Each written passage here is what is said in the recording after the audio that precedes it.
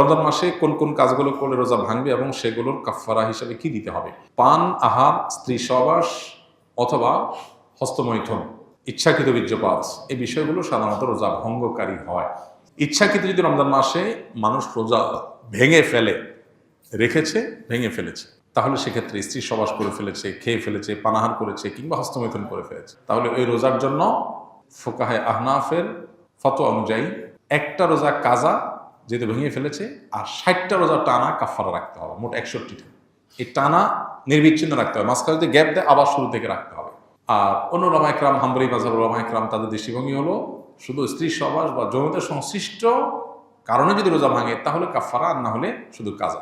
তবে একটা হাদিস আছে, নবী সাল্লাল্লাহু আলাইহি ওয়াসাল্লাম বলেছেন, কেউ যদি রোজা রাখার পর ভেঙে ফেলে, সারা বছর রোজা রাখলেও ও রমজানের ওই রোজার পরিপূর্ণ মর্যাদা এটা রিকভার করা সম্ভব না। দায় মুক্তি হবে, কাজা এবং কাফারের মাধ্যমে দায় মুক্তি হবে, মর্যাদা একটা হাসিল হবে।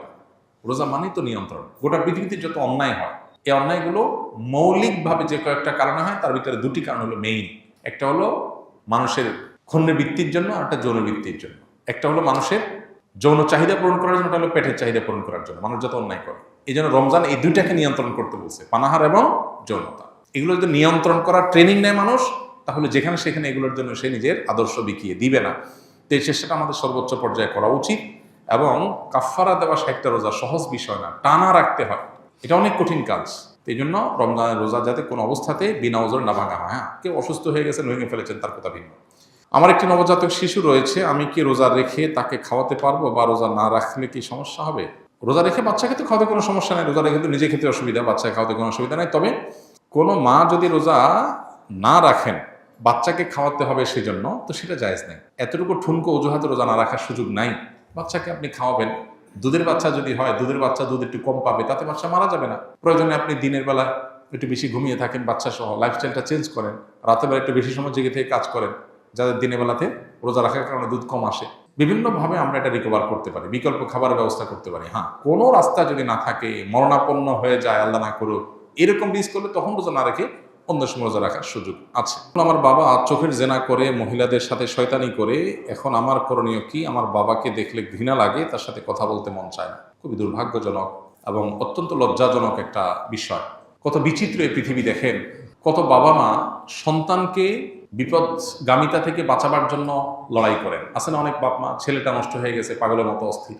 বেশিরভাগ ফ্যামিলিতে তো এইটাই হয়। কিন্তু এই প্রশ্নে আমরা দেখলাম উল্টাটা, যে বাবা বেলায়নে যাচ্ছে, বা ছেলের মধ্যে আল্লাহর ভয় আছে, বা ছেলের মধ্যে সততা তাকওয়া আছে, তে সে এই গুনাহের প্রতি ঘৃণাবোধ তার তৈরি হয়েছে, বাবার কর্মে সে বরং বিব্রত এবং অস্বস্তিতে আছে। আমরা দোয়া করি আল্লাহ তাআলা তার বাবাকে পরিপূর্ণভাবে ইসলাহ এবং সংশোধন করে দেন।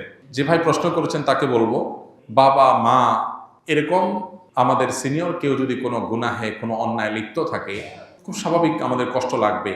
এই কষ্টের কোনো সীমা নাই, কিন্তু মনে রাখতে হবে দিন শেষে আমরা আল্লাহর গোলাম, আল্লাহর দেওয়ার সীমা আমরা ক্রস করবো না।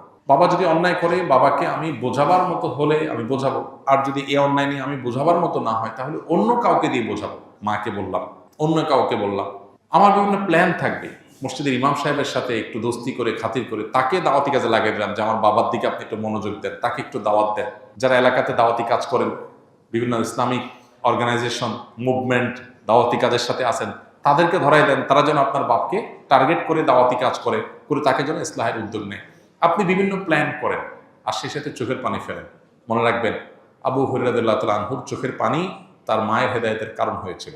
যাই না আমরা নবীজির কাছে এসে বলছেন, ইয়া রাসূলুল্লাহ একটু দোয়া করেন আমার মায়ের জন্য, আমার মা ইসলাম গ্রহণ করে নাই এখনো, আমাকে প্রচুর মারধর করে, আমি মুসলমান হয়েছি সেজন্য। নবী সাল্লাল্লাহু আলাইহি ওয়াসাল্লাম দোয়া করে দিয়েছেন, আল্লাহ আবু হুরায়রার মাকে তুমি হেদায়েত দাও। বাসায় যায় দেখে মা ইসলাম গ্রহণ করার জন্য প্রস্তুত। তো এই জন্য দোয়ার প্রতি ইয়াকিন থাকতে হবে। নবী সাল্লাল্লাহু আলাইহি ওয়াসাল্লাম বলেছেন, আল্লাহর কাছে দোয়া করবা ইয়াকিন নিয়ে, যে আমার দোয়ায় কাজ হবে। দোদুল্যমনা, সংশয় নিয়ে হবে কি হবে না সে ধরনের মানসিকতা নিয়ে দোয়া করলে দোয়া কবুল হবে না। এই জন্য আপনার বাবার জন্য আপনি দোয়া করেন, অন্যদেরকে দিয়ে বোঝান, খবরদার আপনি নিজে তার সাথে ব্যবহার খারাপ করতে যাবেন না। এটা খুব অ্যাসিড টেস্ট, অগ্নি পরীক্ষা, যে বাপ উল্টাপাল্টা করবে, আবার কিছু বলাও যাবে না বাপ সেদিন শেষে। তো এই পরীক্ষা আপনাকে জিততে হবে। আমরা দোয়া করি আল্লাহ তাআলা আপনার বাবা হেদায়েত নসিব করুন।